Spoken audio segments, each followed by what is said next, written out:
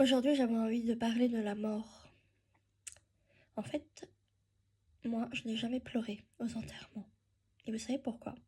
Parce que je savais que ces personnes que j'aimais retournaient à la maison, retournaient dans un espace de paix, d'amour, de sérénité.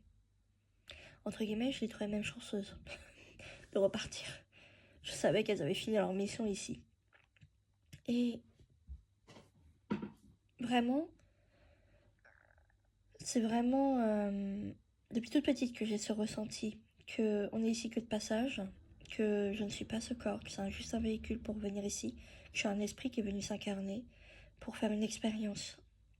Et les expériences peuvent être plus ou moins difficiles ici. Et en grandissant, je vois bien combien les gens ont peur de la mort, alors que pour moi, ce n'est qu'un passage d'une temporalité à une autre temporalité.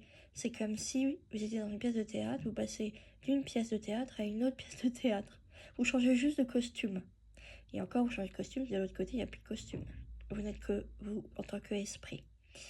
Pourquoi j'aborde ce sujet-là aujourd'hui? Parce que ce sujet m'a toujours fait beaucoup de bien, de me dire qu'il y a un sens ici, que vous n'êtes pas là par hasard, que toute la souffrance que vous pouvez voir, toute la violence, peut-être que même que vous avez vécu, eh ben, il y a un sens à ça, et que vous pouvez vous en sortir, vous pouvez voir les choses différemment. Et ce qui m'embête un peu, c'est que dans notre monde là, ici actuel, que ce soit les religions ou même la société, la mort est montrée comme quelque chose de final, en fait, comme s'il n'y avait rien derrière. Alors que ce n'est pas vrai. Vous êtes une âme éternelle, et une âme qui viendra se réincarner ici. Alors je ne sais pas combien de vies, parce que ça dépend de chacun et des apprentissages de chacun. Mais vraiment, c'est de savoir que vous êtes éternel. Vous ne pouvez pas mourir. Vous ne mourrez jamais. Même quand vous retournez là-haut, vous continuez à être un esprit. Et moi, la question que je me suis beaucoup posée, c'est est-ce qu'il y a une fin, en fait, à tout ça? Est-ce qu'il y a un jour, même si je suis esprit de l'autre côté, on peut totalement disparaître? Parce que je pense que c'est une possibilité. C'est-à-dire que, pour moi, je pense qu'il y a un certain niveau de conscience qu'on peut avoir, c'est qu'on devient un avec l'unité, avec l'amour pur, en fait, ce qui est de l'autre côté, quoi. Et pour ça, je pense qu'il faut aller travailler sur toutes nos croyances, tous nos conditionnements, tout, toutes nos blessures, parce que, en fait, on peut pas s'élever d'un point de vue conscience et s'élever d'un point de vue âme si on garde toujours les mêmes choses à l'intérieur de soi. C'est-à-dire que ces choses ont besoin d'être écoutées, comprises, guéries, analysées même, pour grandir. Alors je sais que tout le monde n'est pas prêt à faire ce travail-là, mais si vous avez envie, parce que vous en avez marre de vous incarner, et que vous voyez bien que c'est tout le temps la même histoire, et que vous répétez toujours les mêmes choses, sachez qu'il y a une porte de sortie. Parce que moi, j'ai cherché pendant longtemps. Et je suis contente d'avoir trouvé une porte de sortie, peut-être qu'il y en a plusieurs, et ça je ne sais pas, qui permet en fait d'aller te dire que peut-être que tu ne réincarneras pas. Parce que tu as fait un travail monstre sur toi, tu as compris énormément de choses, et que, bon, évidemment, tu en as pour toute ta vie hein, de ce travail, mais qu'il y a une issue. Rien de savoir qu'il y a une issue, ça fait du bien de savoir qu'il y a une issue. Et je vous dis ça dans le sens où beaucoup de gens vivent comme des pilotes automatiques, métro, boulot, dodo, se murger la gueule le week-end et recommencer la semaine suivante. Mais en fait, toutes ces personnes, ce qu'elles n'ont pas compris, c'est qu'elles vont devoir revenir ici pour aller mettre de la conscience sur qui elles sont, pourquoi elles sont ici, pourquoi elles répètent indéfiniment les mêmes choses. Et en fait, tant qu'on n'a pas compris ça, on va revenir encore, encore et encore. Et c'est pour ça que moi, la mort ne me fait pas peur, parce que je sais que je suis déjà venue je sais pas combien de fois, et que je repartirai, et que je reviendrai, je repartirai, je reviendrai. Bon, évidemment, pour le moment, je ne sais pas, mais quand vous faites de l'hypnose dans les vies antérieures, ça vous permet de mettre de la conscience là-dessus et d'aller comprendre beaucoup de choses par rapport à vos vies antérieures. Pourquoi vous vous retrouvez avec des parents maltraitants? Est-ce que dans une ancienne vie, vous avez vous-même maltraité quelqu'un? Et moi, j'ai pu le voir dans une vie antérieure que la mère que j'ai aujourd'hui dans ma vie, évidemment qui n'est pas une mère, hein, pour moi, en fait, c'est un esprit comme moi, nous sommes au même niveau. En fait, la mère que j'ai aujourd'hui me fait exactement le même traitement que je lui ai fait dans une vie ancienne où j'étais son mari. Donc vous voyez, en fait, il y a toujours les deux côtés de la pièce. J'ai pu voir aussi dans une autre vie que j'avais été gastro-entérologue, donc médecin dans une vie antérieure, et qu'aujourd'hui j'ai une maladie des intestins. Comme quoi, c'est très drôle en fait.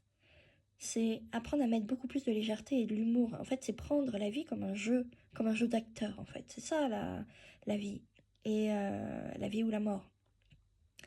Et c'est comprendre en fait aussi dans ces vies antérieures, moi je trouve, que les difficultés que vous pouvez avoir dans cette vie ont un sens, ont un lien, ont une compréhension. Et que ce n'est pas, ça ne sera pas du hasard, puisque le hasard n'existe pas. En fait, tout est déjà programmé hein, là-haut. Avant même que vous arriviez, vous avez déjà choisi vos parents, l'énergie des parents, parce que vous avez un certain nombre de choses à travailler. Et vos enfants ne vous choisissent pas par hasard. Ils choisissent eux-mêmes souvent leur prénom avant même d'arriver.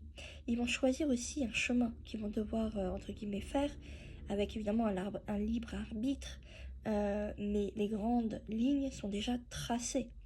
Déjà d'avoir conscience de ça, c'est énorme, parce que ça permet de relativiser énormément de choses. Si vous pensez que vous décidez des choses ici, ben pas vraiment. La seule chose que vous pouvez vraiment décider ici, c'est comment vous vivez les événements intérieurement et comment vous les voyez. Est-ce que vous voyez ça comme des punitions, comme on peut dire dans la religion catholique, on a sacrifié le Christ et toutes ces conneries? Ou est-ce que vous arrivez à voir qu'il y a un sens en fait à ça et que ce n'est pas un hasard si vous devez avoir tel parent ou tel mari ou tel enfant? Il y a un sens à ça.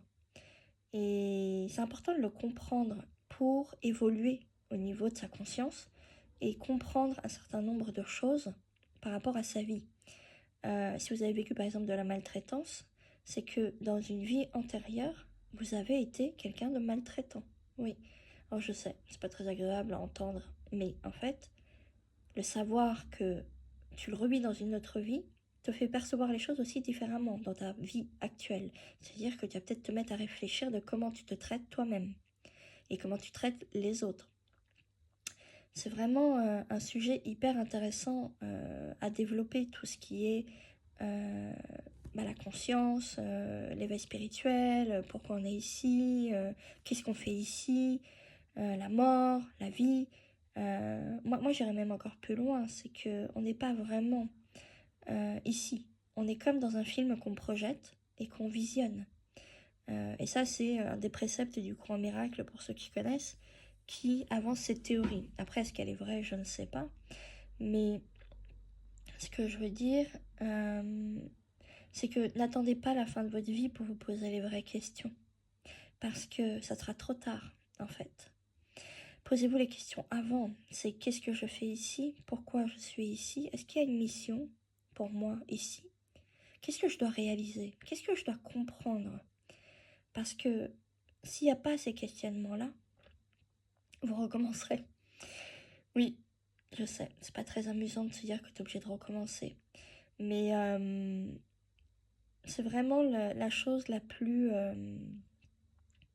pour moi, la chose importante ici, quand on est ici, c'est ça en fin de compte.